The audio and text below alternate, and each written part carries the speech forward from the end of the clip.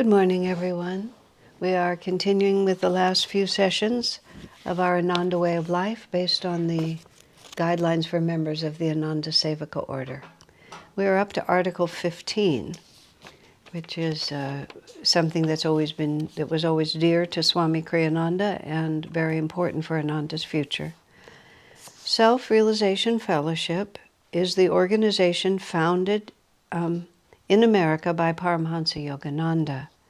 Out of respect and love for him, therefore, there must always be respect and love shown toward that organization, and, should the occasion arise, a willingness to cooperate with it constructively in a spirit of brotherly sharing. That was written because there has not always been a peaceable relationship between these two organizations. There was years of litigation in which SRF made an effort to take away from Ananda the right to represent Master's teachings, an effort which did not succeed and in fact resulted in the reverse, in bringing to light that much of Master's original writings, original books were all in the public domain and therefore were owned by no one. The campaign from our side was called Master for the World, as opposed Master to be the exclusive property of any entity.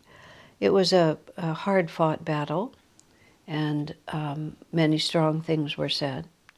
And yet, Swamiji wanted to make it very clear that he never favored any kind of competition between the two organizations, and has always articulated the fact that this is a very big world and we have much more in common with each other than we have with anyone else on the planet, and no real cause for separation.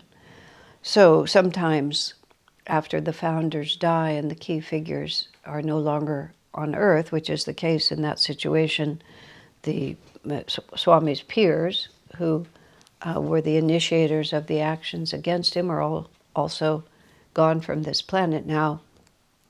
Swami wants us to understand that loyalty to him can also include harmony with SRF. We don't have to prove our loyalty to him by never forgiving them for the actions taken by their predecessors. So, should the occasion arise, that we can cooperate with them in a spirit of brotherly love, Swamiji wants it known that it is his will that we do so. He also put that provision very strongly into his own last will and testament, in which he quickly dispensed with his few worldly possessions and then talked about what he wanted to be his spiritual legacy. And a key provision in that was, if, without losing our own integrity as Master's disciples, and that was a very key point, we can also cooperate with Self-Realization Fellowship, let it be known that it is Swami's profound preference that we do so. Not that we allow them to dictate or to take over or to determine Ananda's directions or future, but if by maintaining our own integrity as disciples, we can work together, by all means we should. So, the next article is Article 16, and it's about the ministry. It's very interesting, and it gives guidelines for how those who have been designated with certain kinds of spiritual responsibility should carry out those responsibilities. And it actually applies to all of us, because all of us are designated with spiritual responsibility as disciples of a great Master. There was a time in Ananda's history where Swamiji experimented with this by ordaining everyone, might have been everyone who was a life member of the Sevaka order. There was some line like that. Designated all of us as ministers, ordained all of us as ministers, in the hope that we would see ourselves in that light, not with the thought that we would carry out traditional clergy responsibilities, but rather that we would recognize that our lives are intended to be, we were born to share these spiritual teachings, and that we should seek every opportunity to do so and not feel that we need special qualifications beyond our sincerity. In fact, it proved quite impractical for reasons both personal and organizational. Organizationally, partly in this litigious society, a church becomes responsible for any misdeed that any of its ordained ministers commit. And so it was too much of a burden both on Ananda as an entity and on individuals to be an ordained clergy person speaking for Ananda. It inhibited their ability to follow their own lights in the ways that would be natural to them. And also, it didn't really accomplish what Swami accomplished. It simply confused the waters as to what it meant to be an ordained minister of Ananda. So the practice was dropped. So, let's see. The spiritual director of the Ananda Sevaka order shall designate on a yearly basis certain qualified members as light-bearers or ministers. Light-bearer is you might call it we've never really found good words for it, but it's a senior ministry position. One begins as a minister, and after sufficient years of experience may be invited to become a light-bearer. Not necessarily will, but may be. And light-bearers have certain other responsibilities. Ananda ministers must do their best to speak from God's inspiration within and from the Ananda teachings, and not from their own merely human opinions. In other words, you can't take the ordination of being an Ananda minister and then use that to carry on whatever it is that you think is more important.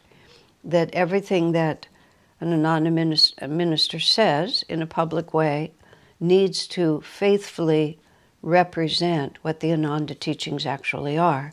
You may have difference of opinion about certain things, which people do, but in your role as a minister, we need to be faithful to what, so that people can have faith that when they learn from you, what they are learning is what Swamiji taught, what Master taught, what Ananda as a whole stands behind.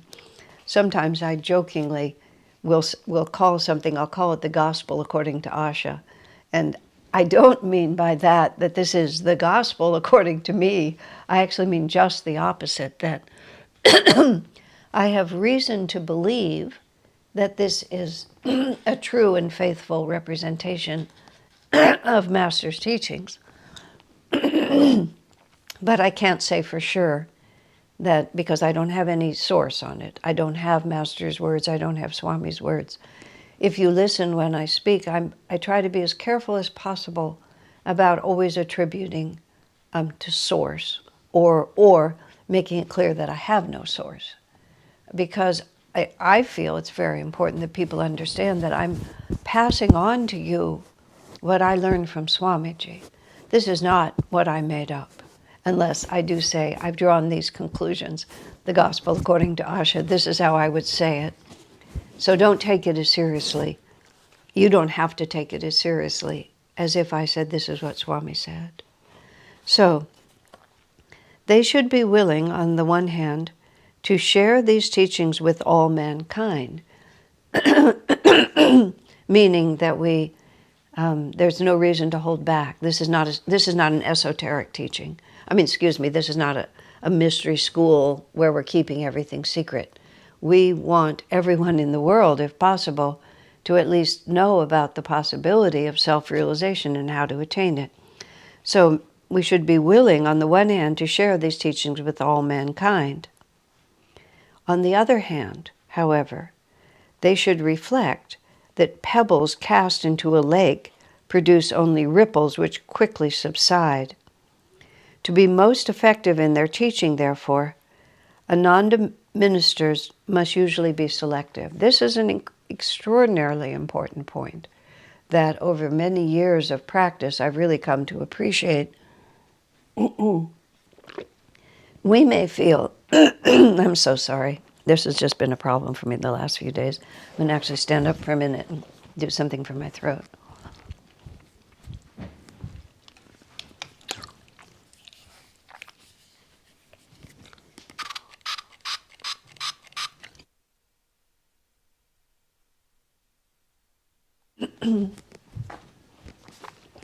Okay, I think that will help, and we're going to do it better this time.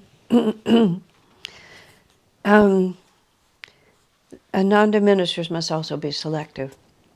I have certainly found in my years of representing these teachings that even though in theory self-realization is for everyone, in fact, only a few people are really interested.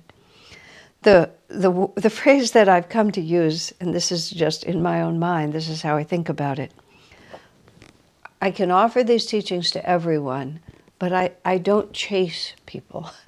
If people start moving away from what I want to share with them, or show by their own actions that they're not that interested, or begin to fight on fundamental levels that show me that they really don't grasp the central concepts, I just let them go. I don't feel like I have this obligation, like everybody has to accept these teachings. If people are interested, I'll do everything I can. But if they manifest that they're not interested, it's a big world. And we have all the time in the world. This is in very distinct contrast to the attitude that's held by some fundamental Christian missionaries. I read a very interesting biography of the father of the author Pearl S. Buck. Pearl S. Buck was wildly famous author some decades ago, 50 or 70 years ago.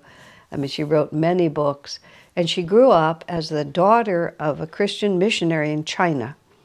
And her father's point of view was different than most of the British, I guess they were British missionaries, because he immersed his family completely in the Chinese culture.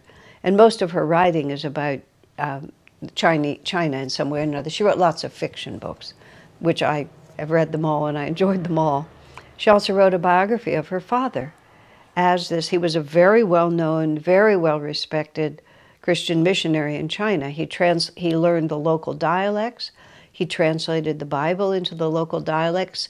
As I said, he let his family participate in the local culture, which many of the missionaries held themselves completely apart. I mean, he was really a brave and wonderful and noble man in what he did. I loved reading his book. He also believed that if people didn't accept Jesus Christ as their only Savior, they would go to hell.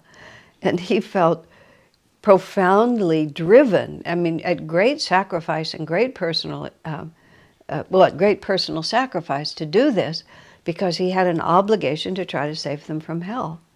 So it made him magnificent in his willingness to self-sacrifice.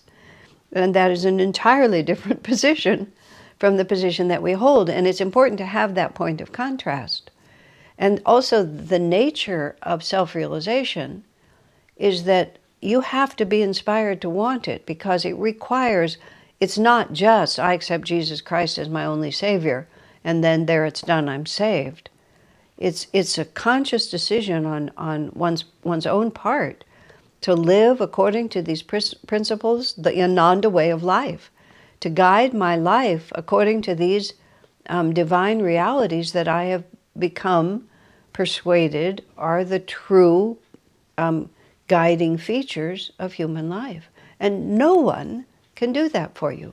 We can help each other along the way. We can be friends and brothers and sisters together. We can share experiences. We can share energy. We can love each other. We can help each other to persevere and to have courage. We can do countless things for each other.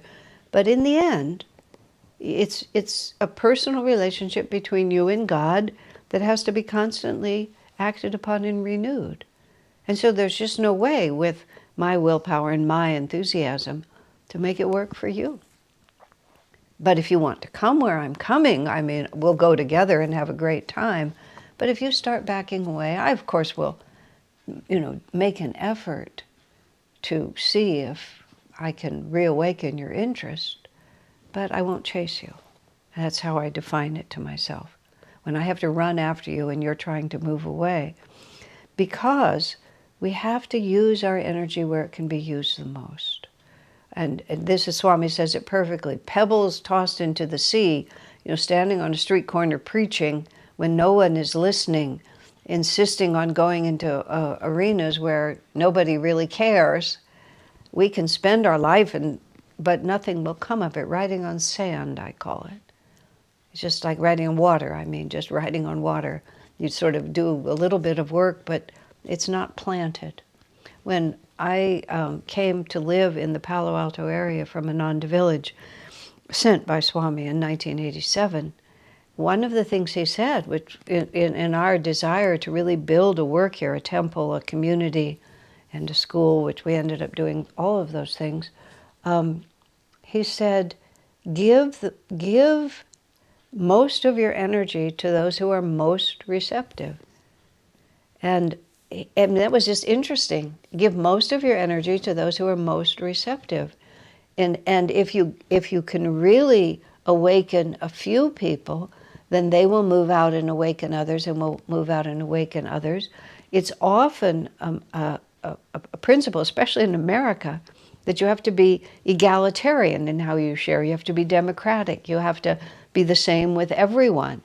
But on the path of self-realization, everyone, well, interestingly, everyone is the same and not the same at all. Because we all have the same divine potential, but the path of self-realization is progressive. So some people are just simply, they're able to receive more because they're more receptive. That's what it says in the Bible. That's what John said. To all those who received him, speaking of Jesus, to them gave he the power to become the sons of God.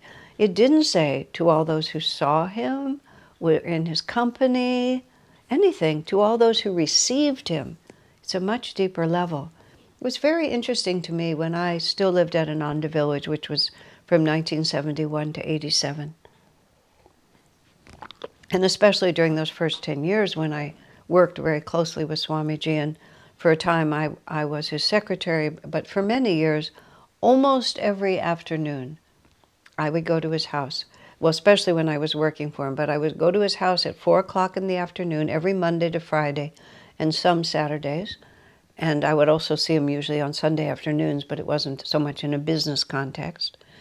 And when I would go to his house at 4, I might leave, and I wasn't the only one. There were several of us, Seva and me and Kalyani and a few others, Jyotish Devi, different people would come.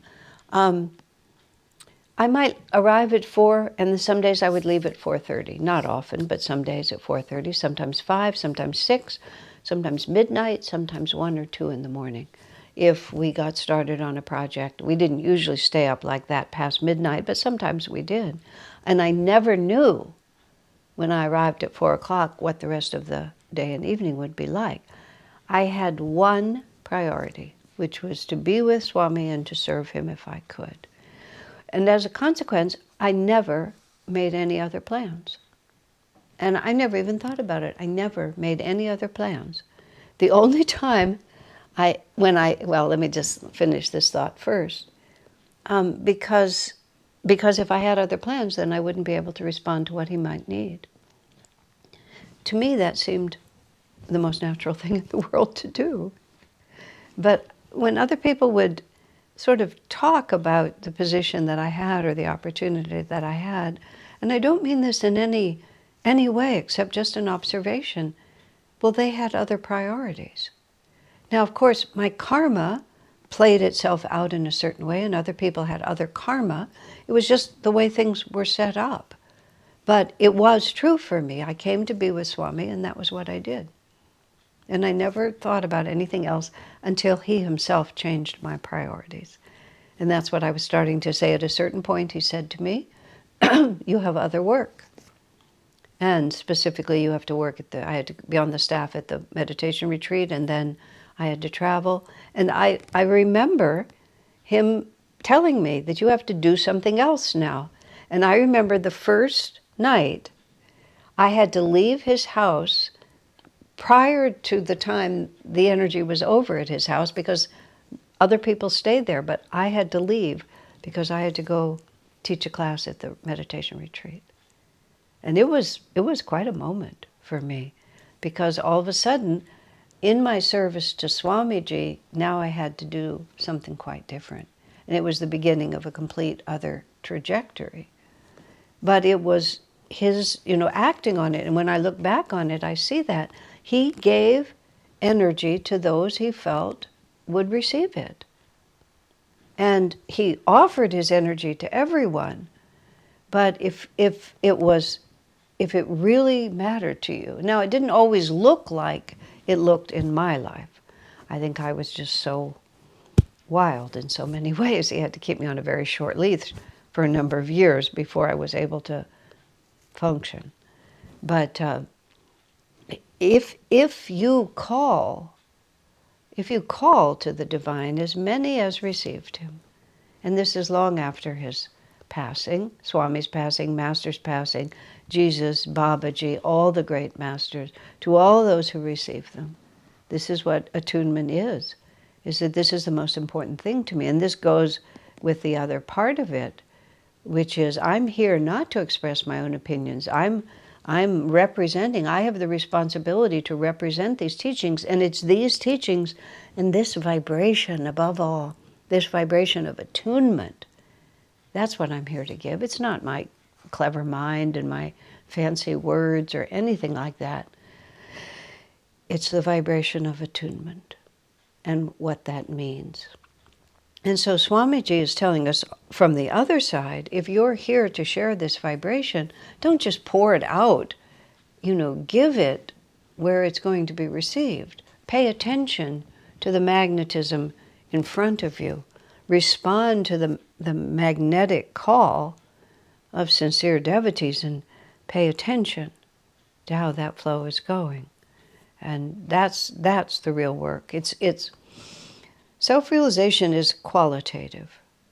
It's really for those who are ready to change their lives. And it's not a mass movement, not now. I mean, Master's ideas are slowly infiltrating into society and coming into popularity, but we're still a minority group, and we just will be. And so we have to look that way. Who among those I know are going to be ready and willing to really understand?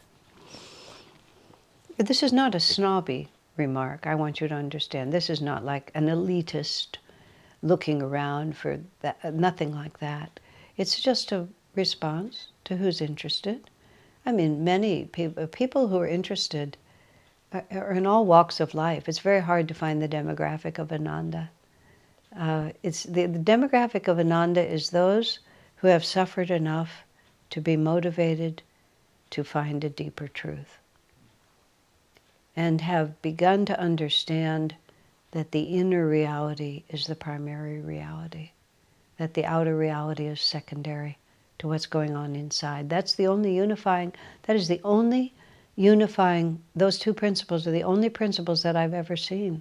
People can be highly successful in the world, they can be marginalized people who are just barely making it.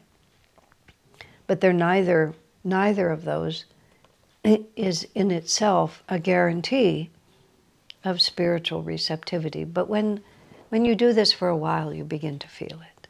And some of the personalities are very attractive and some of them are peculiar.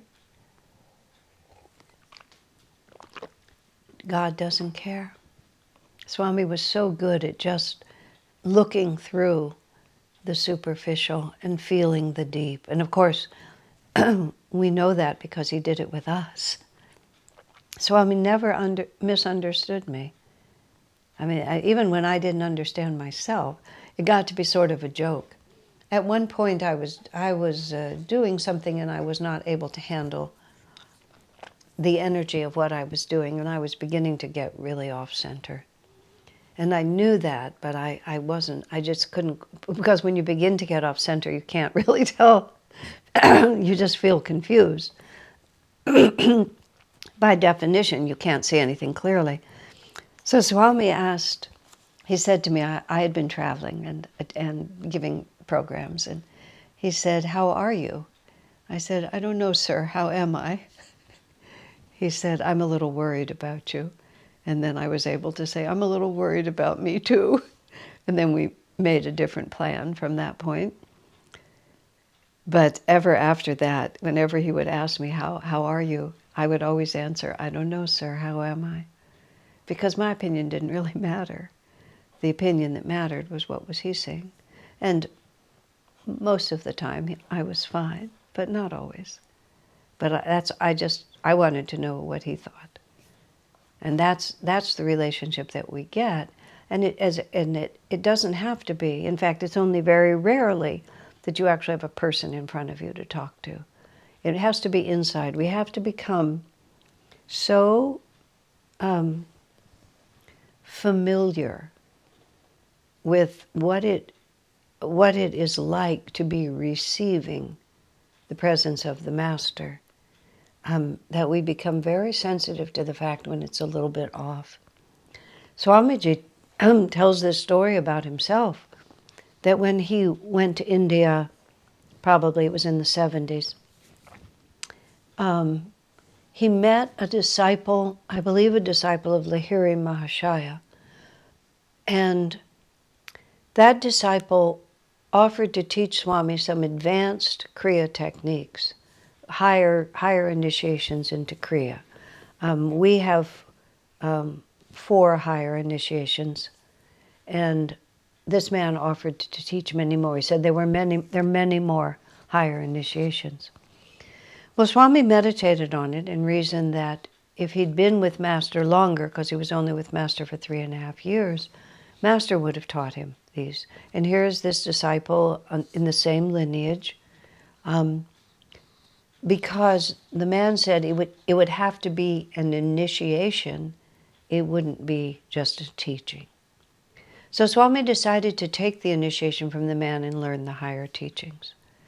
And then Swami said, for the next 6 months, he practiced what he had learned. And he said he felt increasingly out of tune. And then he realized that from the moment he took that initiation, he felt out of tune. And after 6 months, he repudiated it completely, put down the teachings, and realized that if Master had wanted him to know those things, Master would have taught him. And then he said from that moment, his attunement with Master went back.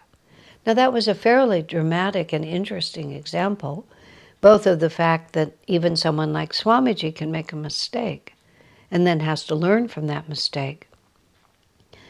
But the other part of it was that Swami was so aware of what it felt like to be in perfect harmony with his guru, and this is years after Master has passed, 25 years after Master has passed.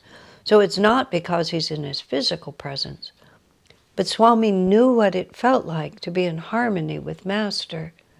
And even though you could argue so easily that what he was doing was for his spiritual benefit, it put him out of tune with Master.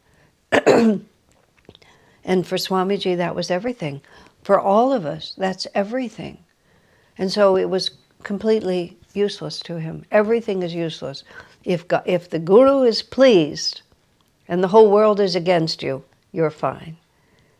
If the whole world favors you, but the Guru is not pleased, then you have to make your world right with the Guru. And there's no choice about that. I just saw this quote from Swami: attunement is being able to feel the Guru's presence and then be able to draw that presence into yourself. And that's what we're looking for. That's the only thing we're looking for.